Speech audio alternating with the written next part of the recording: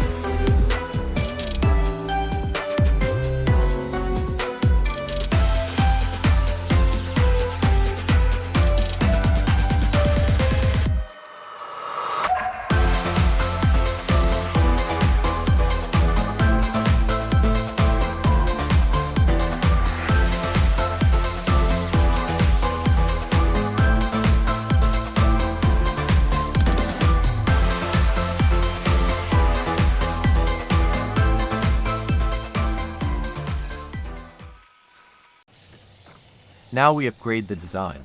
Instead of just engraving the name, we build it in layers. First, a 3 mm backing plate. Then, a 3 mm name insert. This creates depth and contrast, which instantly makes the product look more premium. And on top of that, we're adding gold mirror acrylic. Because nothing says custom product like something shiny. Before gluing, always dry fit. This is where you find out whether your perfect settings were actually perfect. Spoiler, they weren't. The joints are, let's say, not as tight as I wanted.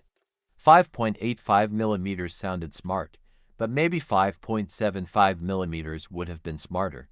Now comes the part that decides whether this becomes a product or just a very expensive pile of parts. PVA glue goes on every joint, not too much, not too little. Because too little equals weak joints, and too much equals glue everywhere except where you want it. I try to spread it evenly across the finger joints, so every surface actually bonds, not just the edges. So now we rely on clamps, and this is where clamping actually matters more than people think. You don't just clamp randomly, you want pressure evenly across the whole structure.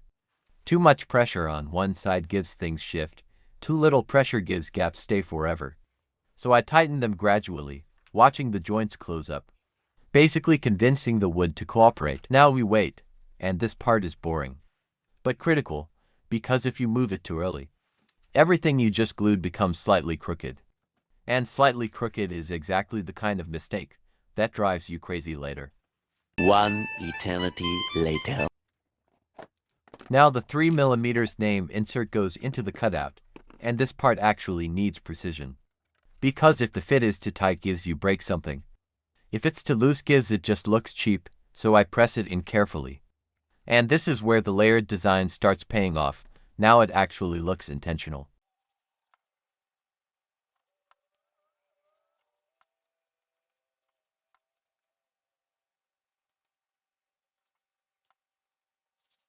Then the pile elements, small detail, but big difference. Instead of engraving them flat, I add them as separate pieces, which creates that subtle 3D effect, and suddenly, it doesn't look like a laser project anymore. It looks like a product.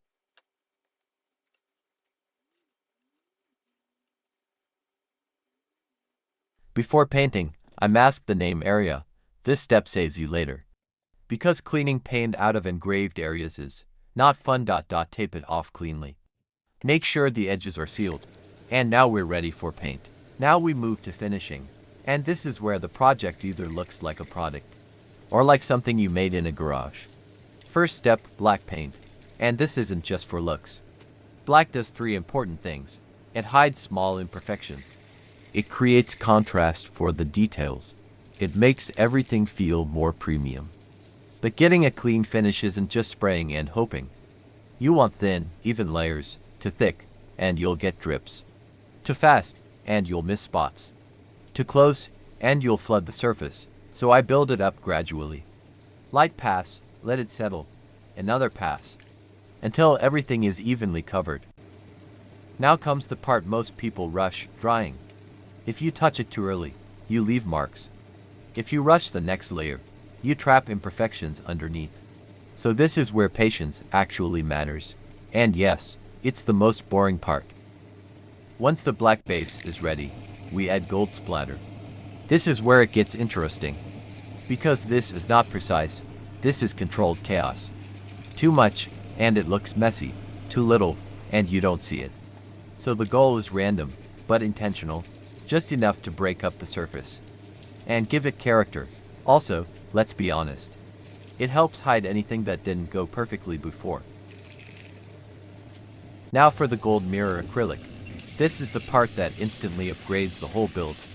But acrylic is unforgiving. If your settings are off, you get melting, rough edges, or cloudy surfaces. So you want clean cut, correct speed, just enough power. Not aggressive, just precise. Now we bring back the 6mm name piece. Instead of wasting it, we integrate it into the base. Cut a slot, fit it in. And now it looks like an intentional design feature, not a leftover. Glue goes on, carefully, because this is not a part you want to redo. Align it, press it in, and now you're committed. Before gluing, I make sure everything is clean. Because just plus glue equals weak bond. And also, visible mistakes.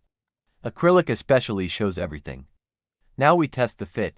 This needs to sit perfectly flush with the surface. Too high, looks cheap. Too low, looks wrong. Flush equals professional. Now the best part, removing the protective film. Because up until now, you don't actually see the final look. And once it comes off, the gold pops, the reflection hits. And suddenly the whole thing looks 10x better. Everything is now in place. Drop in the metal bowls, check alignment. Check stability, no wobble. That's important, because if it wobbles, it doesn't matter how good it looks. And that's it, a fully finished, custom dog feeding station. Clean lines, strong structure, layered details, and just enough personality to make it stand out. And the best part, your dog will still eat the exact same way, but now, it looks like you actually know what you're doing. If you enjoyed this, my dog definitely did.